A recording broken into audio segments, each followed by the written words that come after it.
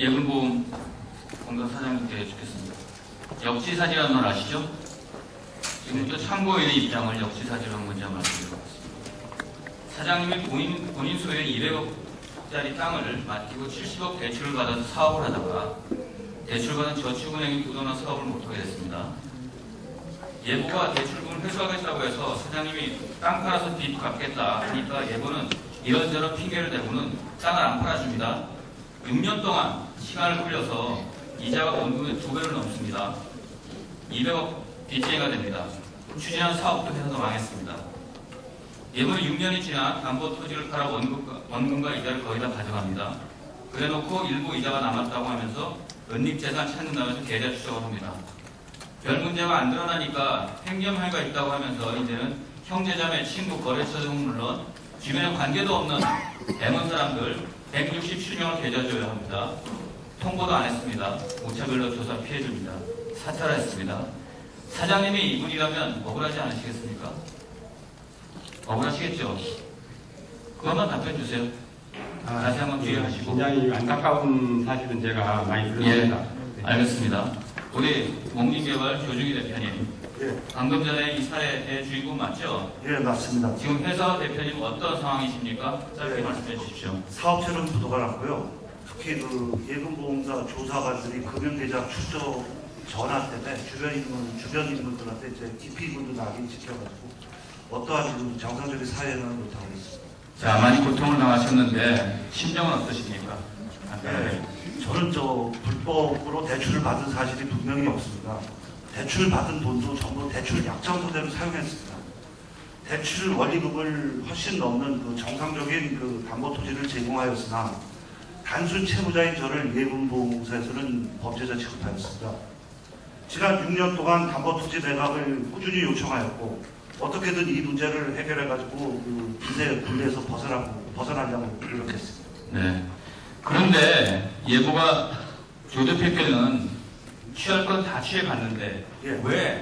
왜 무리하게 계좌 추적까지 하고 왜 했다고 생각하십니까? 이유가 뭐죠? 예, 짧게 결론부터 말씀드리면 좀 이뻐였다고 말씀드리겠습니다. 입보였다고요? 예, 뭘 입보였습니까? 그 이유는 이제 간략하게 두 가지인데, 하나는 이제 그 예금보험사 관리인이 그 추천한 그 건설업체하고 동업을 안 했다는 이유 하나고요. 동업을 안 했다? 예, 또 하나는 이제 후임 관리인이 저를 횡령 배임으로 형사고발을 했습니다. 네. 그 과정에서 제가 무고를 주장하면서 맞고소를 하였는데, 그 맞고소를 한 게 굉장히 좀 많이 좀 낙이 찍힌 것 같습니다. 부당한 강요에 동업에 응하지 않았다. 또 부당한 압력에 맞고소했다. 이게 이런 말씀으로 이해가 됩니다. 예, 제가 자, 무고 주장을 했습니다. 알겠습니다. 사장님 이런 식으로 가혹한 조치를 취했고요. 2015년 참고인을 배임 혐의로 고소한 사건에서도 참고인은 무혐의가 됐습니다. 예보가 도리어 무고로 참고인을 고소했다는 검찰 처분을 받기도 했습니다. 그런데도 불구하고 무리한 압박을 금하지 않았습니다. 사장님, 예보는 참고인이 담보로 제공한 땅을 팔아서 채권을 회수했으면 됐는데 왜 채권에서 안 하고 이처럼 국가 공권력을 이용해서 폭거를 행사합니까? 자, 담보토지 매각은 예보가 요청하면 신탁사에서 팔게 되어 있습니다. 그죠? 그런데 오히려 신탁사에서 채권 회수를 위해서 담보토지를 파는 게 어떠냐고 예보의 의견을 물었을 때 예보는 아예 답도 안 하고 무시했습니다. 예보는 참고인이 원치 않아서 담보토지 매각을 안 했다고 주장을 해왔는데 그냥 거짓말입니다. 여기서 잘못 얘기한 위증으로 걸리십니다. 땅 주인인 참고인이 팔지 말라고 요청했다는 식, 이거는 잘 안 되는 얘기입니다. 근데 그렇게 예보는 주장을 해왔습니다. 예보는 원금은 물론이고 당초 설정했던 채권 채무액 이상으로 자금을 회수했습니다. 다 가져간 겁니다. 그런데 무죄를 계좌 추적했습니다. 또 횡령죄가 있다고 몇 번씩이나 검찰에 조사를 의뢰했습니다. 또 더 이상은 참고인과 주변에 대해서 무리한 채권 추진과 불법적인 계좌 추적을 멈춰야 된다고 생각하는데 당연히 그렇다고 생각하시죠? 제가 몇 가지만 좀 말씀을 드릴게요. 잠깐만요. 불법적 계좌 추적 계속 하시겠습니까? 아니면 멈춰야 된다고 생각하십니까? 그거는 막판에 그 설명드릴 기회를 드릴게요. 네. 끊기니까. 계좌 추적은 항상 법에 따라서 하고 있는데, 그러니까 알았습니다. 계좌 추적이 과도했는지 여부에 대해서는 그러니까 법에 따라서 했으니까 그 자만은 없다는 말씀이시죠. 사채업자도 이렇게 안 합니다. 계좌 추적까지 하는 건요, 이거는 사채업자보다 더한 거예요. 사채업자는 그런 힘이 없습니다.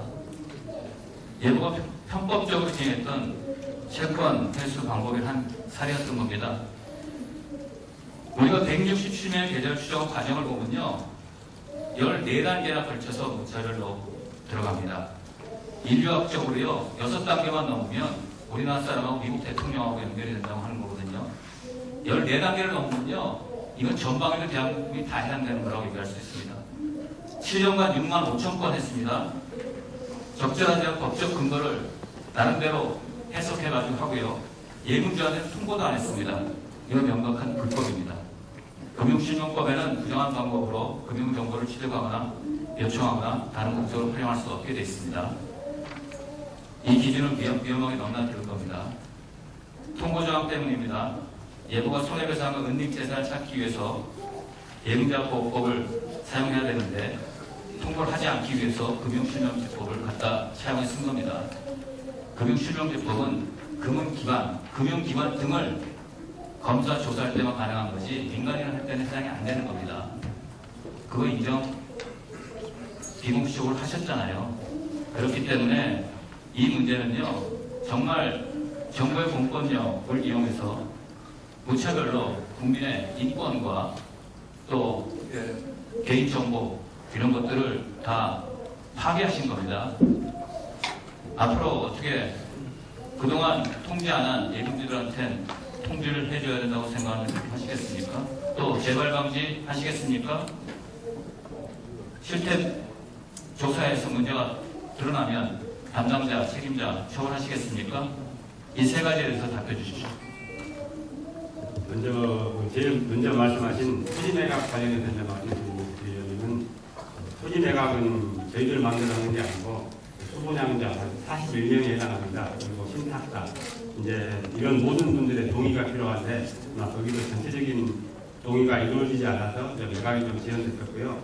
아마 이 부분에서 이제 앞으로는 저희들이 예보가 나서서 동의나 설득 이런 부분들을 적극적으로 해서 매각을 빨리 하도록 이렇게 노력을 하도록 하겠습니다. 다음에 두 번째로 통지 부분에 대해서는 금융기관의 통지는 이제 법에 따라서 통지가 필요한 부분은 통지가 됐고 통지가 필요하지 않다고 되는 부분은 현재 통지가 안 되어 있는데 법에 따라서 이루어진 부분에 대해서 추가로 통지를 할 것인지 이 부분에 대해서 조금 좀 검토가 필요한 것 같습니다. 비용 문제도 있고. 앞서서 답해 주시죠. 자, 사장님, 네. 잠깐만요. 지금 41명의 분들이 동의를 안 해서 그랬다고 했는데요. 저희가 질의한 답변서에는 이 참고인이, 땅 주인인 참고인이 동의를 안 해줘서 못했다고 그렇게 했어요. 지금 말이 달라지신 겁니다. 참고인을 포함해서 몇 분이 동의를 안 해주셨어요? 아니, 이분은 동의를 했어요. 팔아달라고 했던 거예요. 팔아달라고 했는데 그 다음에 다시 의견을 내서 내가 채무를 변제할 테니까 다시 채무 상환으로 해서 해결하자 이런 얘기를 다시 했었습니다. 팔아달라고 했습니까? 끝까지? 전혀 아닙니다. 내용 증명으로 4차례 팔아달라고 공문을 보냈습니다. 네, 이상입니다. 예보 사장님, 아까 그 무분별한 무차별적인 계좌 추적 법대로 했다. 그렇기 때문에 문제 없다. 이렇게 말씀하셨잖아요. 지금도 생각 같으세요? 아무 문제 없는 거예요? 짧게 얘기해 주십시오. 과도한 부분이 있는지 살펴보겠다. 살펴보겠다? 아니, 문제가 없어요? 아니, 제도 개선을 하겠다, 뭐 이런 의지가 없이 문제가 없고 그냥 살펴보겠다. 그럼 내부적으로 왜 제도 개선안을 지금 만들어놨습니까? 이런 식으로 하실 거예요, 지금 국감장 나와서? 지금 이제 말씀하시니까 어떤 법적인 문제보다도 아니, 그러니까 제도 개선안은 문제가 없는데 왜 내부적으로 만들어 놓고 비공식적으로는 문제가 있어서 제도 개선하겠다고 하면서 국민 앞에 나와가지고는 왜 그지를 자꾸 구합니까? 이렇게 하실 거예요? 제가 이제 인정할 때 인정하시고 알겠습니다. 하시면 쉽게 넘어갈 그걸 왜 이렇게 하세요? 이거 일몰법인 거 아시죠? 네, 알고 있습니다. 다음번에 법안 소위 절대로 이거 연장 못합니다. 그렇게 하시면 우리가 있기 때문에 우리 제도 개선 하겠습니다. 실태를 하겠고 또 통보 절차 같은 것도 재정비 해보겠고 제도 개선안 마련하겠습니다 하면 서로 협의해서 할 수 있는 거예요. 근데 내부적으로 제도 개선을 미리 만들어 놓고 금융위도 뭐라 그랬어요? 무리가 있으니까 제도 개선 필요하다고 얘기한 거 아니에요? 약간 좀 오해가 있으신 것 같아요. 아니 비공식적으로 얘기한 거하고 공식적으로 국가 앞에 나와서 왜 다릅니까? 한번 해보세요. 절대로 이거는 기관장님 사장님도 오셔가지고 이 법이 없어지는 겁니다. 그건 책임지세요. 의원님 거기 짧은 시간에 제 진위가 전달이 안 된 것 같아요. 제가 좀 말씀드릴 수 있는 기회를 주시는데